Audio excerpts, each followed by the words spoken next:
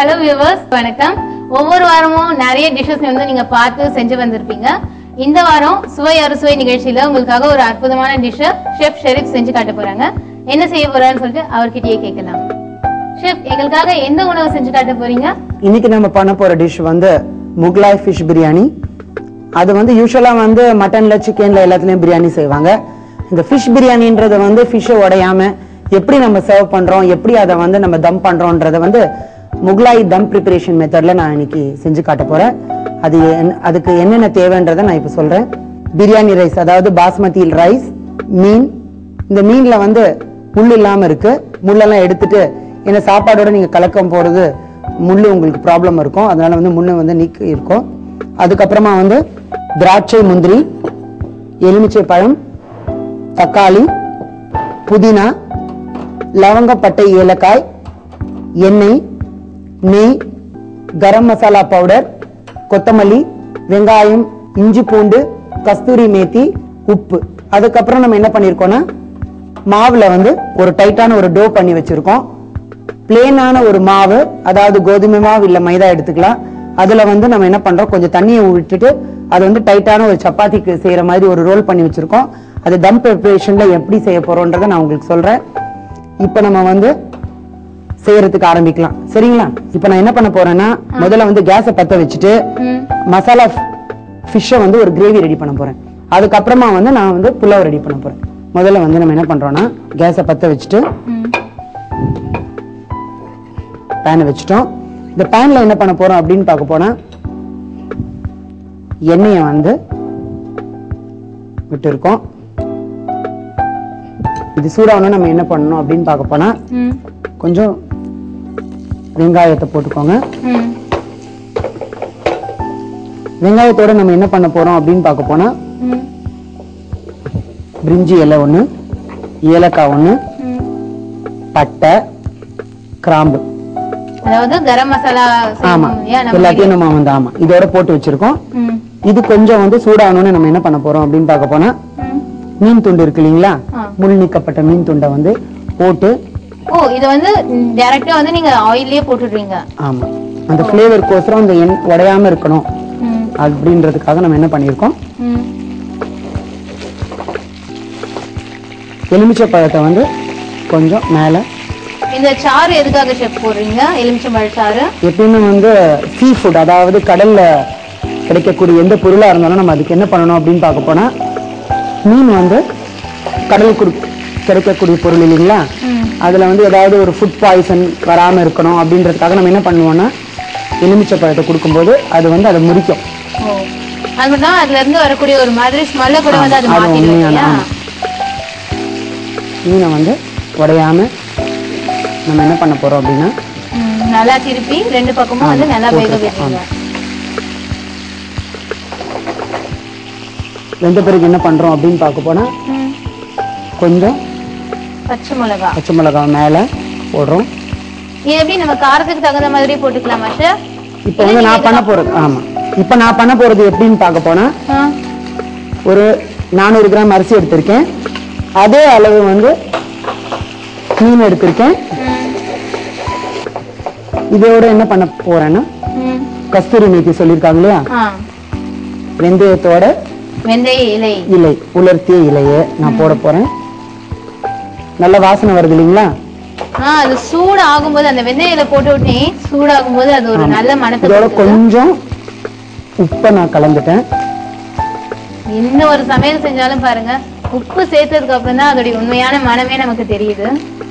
கொஞ்சம் கொத்தமல்லியும் சேர்த்துக்கிட்டேன். இப்பவே கொத்தமல்லி சேர்த்துறீங்களா ஷெஃப்? ஆமா, இப்ப வந்து சேர்க்கும் போது உங்களுக்கு அதோட டேஸ்ட் நல்லா இருக்கும். அதுக்கப்புறம் நமக்கு என்ன ஆகும் அப்படின்னு பார்க்க போனா,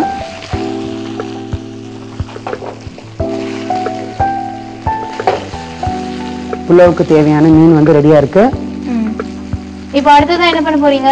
அடுத்தது நான் என்ன பண்ண போறேன் அப்படின்றது பாருங்க. கொஞ்சம் நெய்யை மேல போட்டுட்டு. ஓ, கீயும் வந்து மேல போடுறீங்க. அப்போ இது வந்து முகல் ப்ரிப்பரேஷன்ல எப்பயுமே என்னன்னா, கரம் மசாலா, நெய், முந்திரி, திராட்சை இதெல்லாம் வந்து நிறைய பயன்படுத்துவாங்க, சரிங்களா? புலாவுக்கு வந்து மீன் வந்து வறுத்து ரெடியா வச்சிருக்கோம்.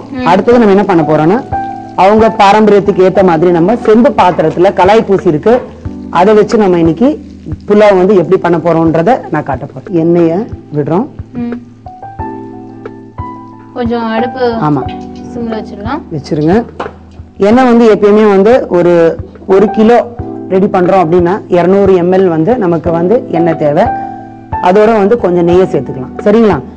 இப்போ எண்ணெய் சூடான பிறகு நம்ம என்ன பண்றோம் அப்படின்னு பாரு. பிரிஞ்சி இலை, ஏலக்காய், லவங்கம் இதெல்லாம் வந்து அதோட நம்ம சேர்க்கிறோம். அதான் பிரியாணிக்கு தாளிக்கிற மாதிரியே வந்து முதல்ல தாளிக்கிறீங்க. சேர்த்துட்டோம். சரிங்களா? அதோட என்ன பண்றோம், அது சூடான பிறகு இந்த புலாவுக்கு நம்ம வெங்காயம் வச்சிருக்கோம் இல்லையா, அதை ஆட் பண்றோம். இப்போ வெங்காயத்தை நம்ம வந்து கொஞ்சம் வதக்கினோன்னு இஞ்சி பூண்டு போட்டு நல்லா வதக்குறோம். வெங்காயம் கொஞ்சம் வதங்கின உடனே போதும் இஞ்சி பூண்டு பேஸ்ட் இந்த கரண்டி எடுத்துக்கோங்க. இந்தாங்க ஷெஃப்.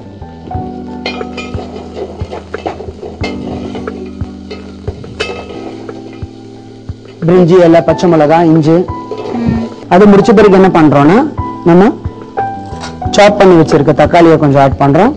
இந்த இஞ்சி பூண்டுடைய பச்சை வாசம் போயிடுச்சு. அதனால இப்ப வந்து அவர் தக்காளி சேர்க்கிறாரு.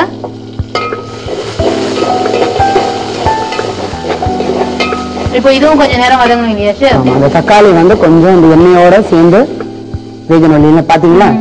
எண்ணெயோட சேர்ந்து வேகணும். அதுக்கப்புறமா வந்து உங்களுக்கு இஞ்சி பூண்டோட வாசனையும் வந்து வெளியில வந்து வரணும். அதை நீங்க பாத்துக்கணும். அதுக்கப்புறம் என்ன பண்ணுங்க, கொஞ்சம் கஸ்தூரி மேத்தி ஆட் பண்ணிக்கோங்க. ரெண்டுக்குலயும் வந்து நீங்க அந்த கஸ்தூரி மேத்தி அதாவது வெந்தய இலையை சேர்க்கறீங்க. ஆமா. கொஞ்சம் உப்பு போட்டுக்கோங்க. இதுக்கு தேவையான மொத்த உப்பு போட்டீங்களா இல்ல இப்போதைக்கு பாதி உப்பு தான் போட்டுருக்கீங்களா ஷெஃப்?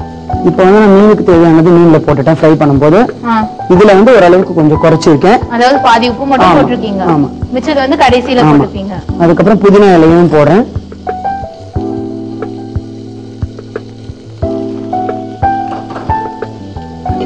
இப்போ இது எல்லாமே சேர்ந்து நல்லா வதங்கணும் இல்லையா?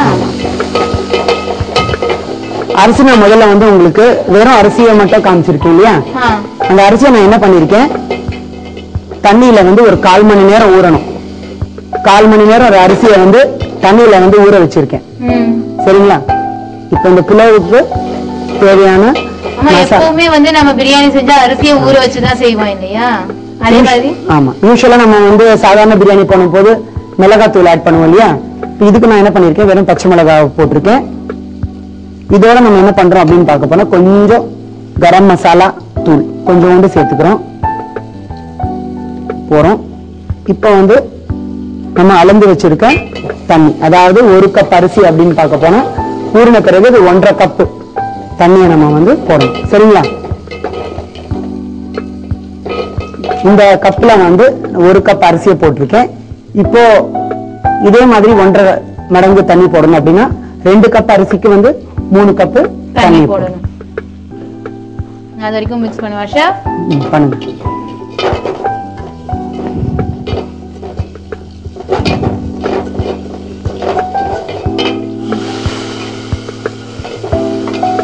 அரிசி வேகிறதுக்கு மட்டும்தான் கொஞ்சம் நேரம் எடுக்கும்னு நினைக்கிறேன் நான். ஏன்னா இது புலாவ் இல்லையா, அதனால. இப்ப நம்ம வந்து தண்ணியும் விட்டாச்சு. இந்த தண்ணி கொதிக்கிற வரைக்கும் நம்ம மேல என்ன பண்ணணும், அந்த மூடியை போட்டு மூடிடலாம். தண்ணி கொதிச்சுச்சா பாத்தலாம் ஷெஃப்? நல்லா கொதிச்சுட்டு இருக்கு. ஊற வச்சு அரிசி இருக்கு இல்லைங்களா, அதை வந்து நம்ம இதோட சேர்க்க போறோம். முதல்ல நான் சொன்ன மாதிரி 1க்கு 1.5 மடங்கு தண்ணி போடணும். 1க்கு 2ன்றது வந்து யூஸ்வலா எல்லாரும் செய்வாங்க. நம்ம இங்க வந்து தக்காளி, இஞ்சி பூண்டு விழுது, எண்ணெய்லாம் போடும்போது என்ன ஆகும் அப்படின்னு பார்க்க போனா தண்ணியோட அளவு வந்து கொஞ்சம் குறையும். சரிங்களா? இப்போ இத வந்து மூடி நல்லா தம் பண்ண போறீங்க. ஆமாமா. இப்போ வந்து ஒரு கிளறிட்டு ஷெஃப், நீங்க இதுல பாதி உப்பு தான் போட்டுருக்கேன்னு சொன்னீங்க இல்லையா? உப்பு இப்போ எப்போ போடுவீங்க? இப்போ டேஸ்ட் பண்ணி பார்த்துட்டு போட்டுடுவீங்களா மிச்ச உப்பு? டேஸ்ட் பண்ணி பார்த்து போடலாம். பார்க்கலாமா? டேஸ்ட் பண்ணலாமா? கண்டிப்பா. யூசுவலா நம்ம புலாவ் பண்ண பிறகு நம்ம வந்து தண்ணி போட முடியாது. கிரேவியா இருந்தா நம்ம என்ன பண்ணலாம், கடைசியா நம்ம தேவையான அளவு போட முடியும். புலாவ் பண்ணும்போது அது டேஸ்ட் சரியா இருக்கணும்ன்றதுக்காக நம்ம என்ன பண்ணோம், இந்த புலாவோட தண்ணியில வந்து அரிசி போட்ட பிறகு அந்த தண்ணியை வந்து நம்ம என்ன பண்ணணும்னா கொஞ்சம் டேஸ்ட்டுக்கு எடுத்து பார்க்கலாம்.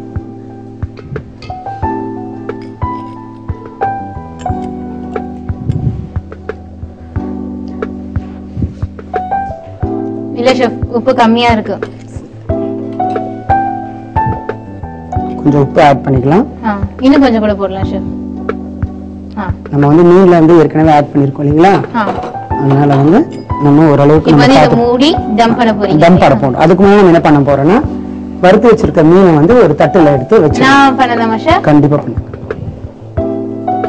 இது வந்து அப்படியே இந்த பிளேட்ல ட்ரான்ஸ்ஃபர் பண்ணிட போறோம். இப்போ பிரியாணி நல்லா கொதிச்சு வாசம் வந்துட்டு இருக்கு. இதுக்கு அப்புறம் என்ன பண்ண போறீங்க? இப்போ நம்ம என்ன பண்ண போறோம்னா திறந்து பார்க்க போறோம். அரிசி வந்து தண்ணி எல்லாம் வந்து நல்லா வத்த ஆரம்பிச்சிருக்கு. ஆமா, வத்த ஆரம்பிச்சிட்டு இருக்கு. பாத்தீங்களா? இதோட இதுக்கு மேல என்ன பண்ண போறோம்னா கொஞ்சம் நெய்யை வந்து மேல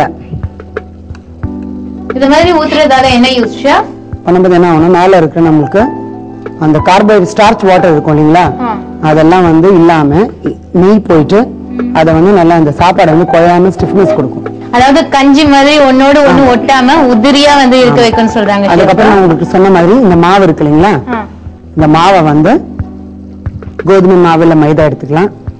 இதை நம்ம வந்து சீலிங்காக, அதாவது உள்ள இருக்கிற அந்த ஆவி அந்த ஸ்மெல் எதுவுமே வெளில போகாம அந்த சாப்பாடுக்குள்ளேயே தம் பண்ண போறாரு ஷெஃப். அதனால இதுக்கு தம் பிரியாணின்னு பேர் வச்சிருக்காரு. இந்த மாதிரி இதை வந்து ஒண்ணா சேர்த்துக்கோங்க. சரிங்களா? இதுக்கு மேல இது வச்சு மூட போறீங்க. ஆமா, இதை வச்சுட்டு இதுக்கு மேல என்ன பண்ண போறோம்னா சில்வர் பேப்பர் இருக்கு இல்லைங்களா, அதை நம்ம ரெடி பண்ணி இதை மூடிட்டு டைட்டா மூடிட்டு இதுக்கு மேல அந்த சில்வர் பேப்பரை கவர் பண்ணிடுவீங்க. ஆமா, கவர் பண்ணி ஒரு 5 நிமிஷம் நம்ம வச்சிருக்கோம். சரிங்களா? இப்போ அடுப்பு வந்து எரிஞ்சிட்டே இருக்குமா இல்ல அணைச்சிடுவீங்களா? நான் என்ன பண்ணிருக்கேன்னா அடுப்பை வந்து அந்த பிரஷர் வந்து இந்த பாத்திரத்துல படாத அளவுக்கு அனலை வந்து ரொம்ப கம்மி பண்ணிட்டேன். அதனால என்ன ஆகணும், அடி பிடிக்காது. அடுத்தது வந்து இந்த சூடு வந்து வெளியில எஸ்கேப் ஆகாம இருக்கணும் அப்படின்றதுக்காக நான் என்ன பண்ணிருக்கேன்னா இந்த ஃபாயிலை வச்சு சுத்திலும் வந்து அடைச்சிருக்கேன். அதனால என்ன ஆகணும், உங்களோட ஹீட் வந்து வெளியில போகாது. அடுத்தது நம்ம என்ன பண்ண போறோம்னா இதுக்கு தேவையான மேல வந்து அந்த ரிச்னஸ்க்காக நெய்யை விட்டு முந்திரி திராட்சை வறுத்து மேல வந்து கார்னிஷ்க்கு பண்ண போறோம். நெய்யை ஊத்திட்டோம். நெய் வந்து சூடானோன்னு பாத்தீங்களா, இப்போ உங்களுக்கே தெரியும் அந்த ஹீட் எல்லாம் மேல வரும்போது இந்த அலுமினியம் ஃபாயில் வந்து நான் வந்து தட்டி வச்சிருந்தேன். அது இந்த அளவுக்கு உப்ப ஆரம்பிச்சிருக்கு. இதுல இருந்து என்ன தெரியுது உங்களுக்கு, அந்த ஆவி வந்து மேல இந்த டோ வழியா இருக்கிற மாய்ஸ்சர் வந்து உங்களுக்கு ரேஸ் ஆகுது வந்து இதோட மூலியமா உங்களுக்கு தெரியும். இதோட வந்து கொஞ்சம் முந்திரி ஃப்ரை பண்றோம்.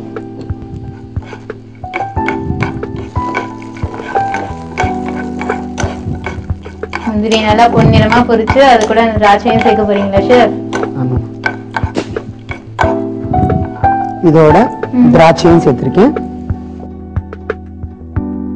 இப்போ நம்ம ஷெஃப் வந்து முந்திரி எல்லாம் வறுத்து முடிச்சிட்டாங்க. இப்போ இந்த பிரியாணி ரெடி ஆயிடுச்சா பார்க்கலாம். ஷெஃப் இதை ஓபன் பண்ணுங்க. சரி, இப்போ நம்ம என்ன பண்ணிருக்கோம்னா ஒரு 5 நிமிஷம் டைம் கொடுத்த பிறகு மேல போட்டிருக்கோம் இல்லையா அந்த அலுமினியம் ஃபாயில், அதை வந்து கழட்ட போறோம். பாத்தீங்களா எந்த அளவுக்கு அனல் பறக்குது வெளியில. இதோட நிறமும் மாறிட்டு, இந்த நிறமும் மாறிட்டு இருக்கு இந்த சூடு பட்டதால. இவ்வளவு சூடா இருந்திருக்கு. அப்போ அது இந்தாங்க.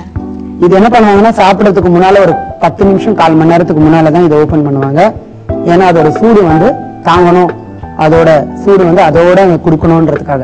இப்ப நம்ம என்ன பண்ணிருக்கோம், நேருக்கு காமிக்கணும்ன்றதுக்காக இதை ஓபன் பண்ணி காமிக்கிறோம். பாத்தீங்களா மேல நம்ம வச்சிருக்க இந்த டோ அழகா ரிமூவ் ஆகுது. இப்போ வந்து இதை பரிமாறுறதுக்கு ரெடியா இருக்கு. புலாவ் எப்படி வந்திருக்கு என்னன்றதை நம்ம பார்க்கலாம். சூப்பரா நம்ம ஷெஃப் கீ எல்லாம் போட்டதால ஒரு ரைஸ் கூட ஒட்டாம எவ்வளவு உதிரியா வந்திருக்கு பாருங்க. பாத்தீங்களா எவ்வளவு ஃபாஸ்டா செஞ்சு காட்டிட்டாங்க நம்ம ஷெஃப். புலாவ் வந்து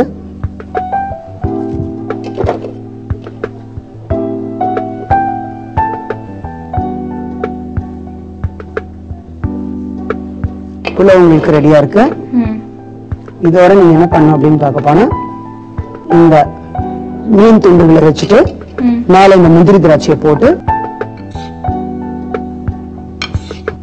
எல்லா மீனுமே வச்சிட்டு போறீங்களா ஷெஃப்? இன்னும் ஒரு பீஸ் வச்சிருங்க சென்டர்ல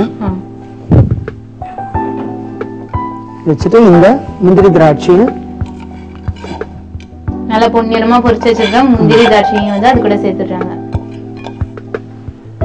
இதை மேலும் அலங்கரிக்கிறதுக்காக நம்ம என்ன பண்ணிருக்கோம் அப்படின்னு பார்க்க போனா கேரட் எல்லாம் செய்யப்பட்ட கார்விங் எல்லாம் பண்ணி வச்சிருக்காங்க ஷெஃப் இன்னும் அழகா காட்டணும்ன்றதுக்காக. இத நம்ம வந்து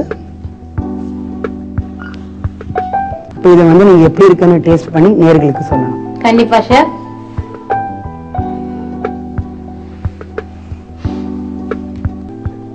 கொஞ்சம் ஷெஃப் செஞ்ச ஃபிஷ்ஷோட சேர்த்து டேஸ்ட் பண்ணி பார்க்கலாம்.